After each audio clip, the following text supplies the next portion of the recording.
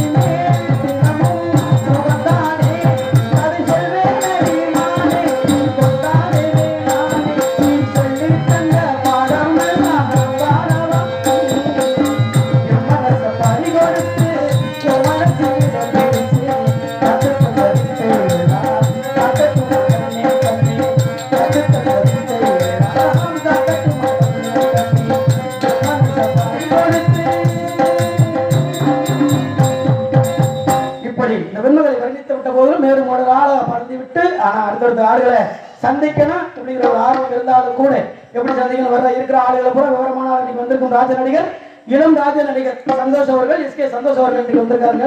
ஏன்னா இசைக்கல்லூரிலே படிக்கக்கூடியவர், சென்னை இசைக்கல்லூரிலே படிக்கக்கூடிய ஒரு மாணவர் தான் இன்னைக்கு ராஜ நடிகரா உங்க பகுதிக்கு வந்திருக்கார். அப்பேற்பட்ட ராஜ நடிகரையும் சந்திக்க வேண்டும். அவரிடத்துல என்ன விவரம் இருக்கு, விஷயம் இருக்கு, வில்லங்கமா இருக்கா விவரமா இருக்கா, பிள்ளைகள் அழக பேச விட்டு தான் பார்க்கணும். அப்படிங்கும்போது அந்த வகையிலே அவர்களையும் சந்திக்க வேண்டும், வந்திருக்க வள்ளிநாயகத்தையும் சந்திக்க வேண்டும், வந்திருக்கும் நகைச்சுவை நடிகரை அவர்களையும் சந்திக்க வேண்டும்.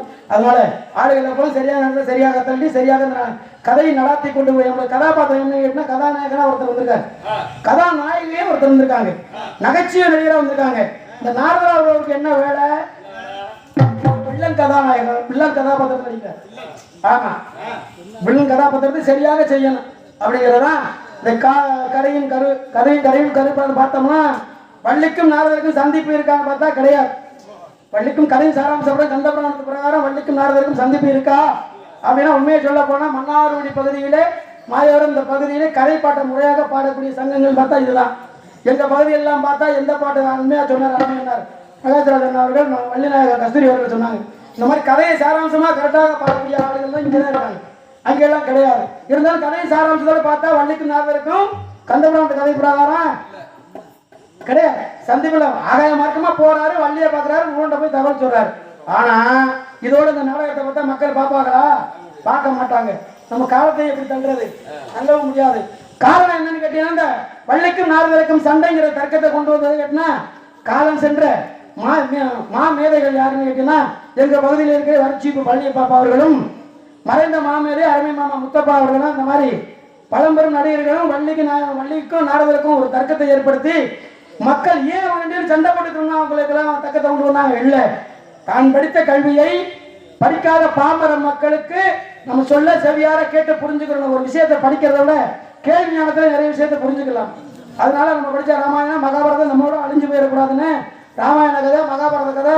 ஆனா இந்த பகுதிக்கு தேவையில்லை. ஏன்னா ராமாயணம் அதிகம் நடக்கக்கூடிய பகுதி, ஹரிச்சந்திரனுடைய கதை இங்க நிறைய நடக்கக்கூடிய பகுதி எங்க பகுதிகளில்.